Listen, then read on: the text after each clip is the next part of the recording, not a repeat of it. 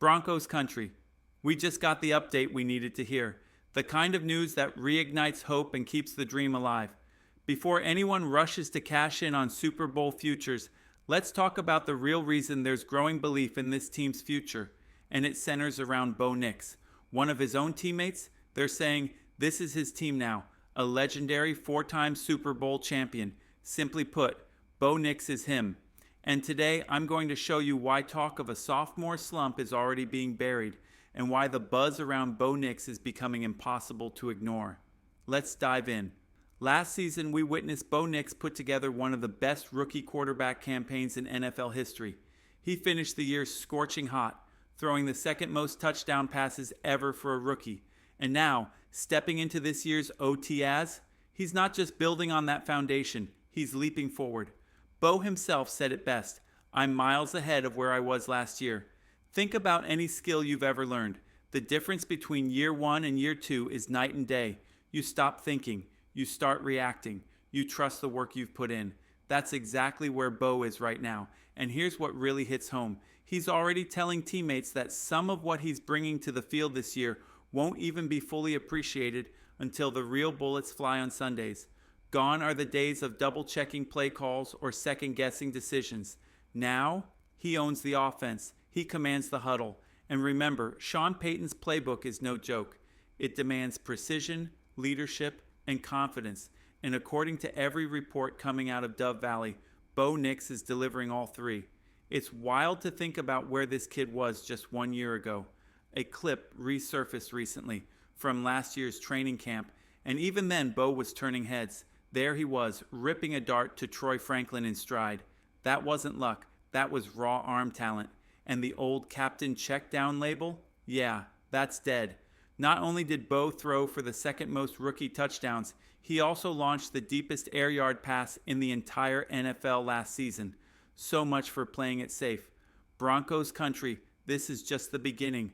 Bo Nix isn't backing down, he's leveling up. And if this trajectory holds, the rest of the league better be ready because the Denver Broncos are coming. Stay locked in. We've got a lot more to break down as this offseason unfolds. Let's ride. Let's talk about why the excitement around Bo Nix isn't just about what he did last year. It's about where he's headed next. We know the story. Bo Nix ended his rookie season on an absolute tear. Now, he's telling everyone he's miles ahead of that version of himself. And if that doesn't fire you up, it should, because it's not just the highlight plays or the arm talent anymore. It's what's happening upstairs, mentally. That's what separates the pretenders from the true franchise quarterbacks.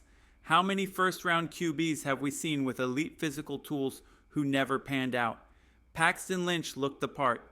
Big arm, athletic, but he didn't have the mental toughness, the leadership, or the processing to thrive at this level. Meanwhile, look at Tom Brady, who no one would have picked out of a lineup for pure athleticism. What made him a legend? His mind. His ability to outthink and outprepare every opponent. Same with Peyton Manning. Post-neck surgery, he couldn't lean on physical gifts anymore. He became a master of the mental game and dominated with it. And this is where Bo Nix is starting to separate himself. We're hearing it loud and clear from inside the locker room. Veteran offensive tackle Mike McGlinchey spoke openly about how impressed the entire offensive line has been, not just with Nix's physical tools, but with his mental growth.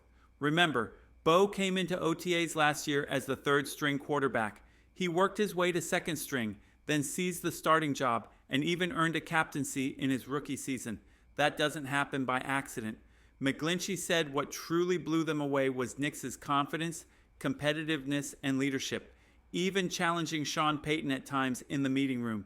This is Bo Nix's team now, and that's exactly what Broncos country needed to hear. Think back to this time last year. We didn't even know whose team this really was. There was debate. Should Nix start from day one, or should the team ease him in by week 4? Thankfully, they trusted him early, even though it took a few weeks for that first touchdown pass to come. But once it did, everything changed. Nix helped lead the Broncos to break their 9-year playoff drought.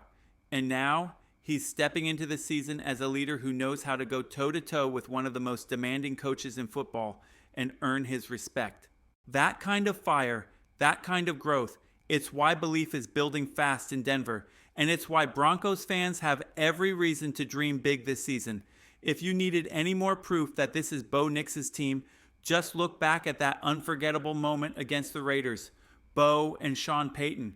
They went at it on the sidelines, not with disrespect, but with fire, with passion. They challenged each other, they pushed each other, and when it was over, they laughed about it. Bo shared the moment later saying, "Sean just looked at me and said, 'I love you, Bo.' And I said, 'I love you too, coach.'" Now ask yourself, how many quarterbacks around this league could talk to Sean Payton like that? Would Russell Wilson have? No chance. That kind of mutual respect, that trust, it only happens when a quarterback owns the locker room. And Bo Nix is already there. We started seeing signs of it at the end of last season, though many missed it. A clip recently resurfaced, shout out to Mile High Mims, showing tackle Garrett Balls after a game, wrapping Bo in a hug and telling him, "Love you." That wasn't for the cameras. That was genuine. Balls didn't stop there. He's since said he'd protect Bo Nix like he protects his own family. Like I protect my wife. That kind of bond between a quarterback and his offensive line, that's rare. That's special. And here's where it gets even more fascinating. For everyone who doubted Denver taking Nix where they did in the draft, there was endless chatter. You could have waited. Trade back. You reached. Well, new reports say otherwise.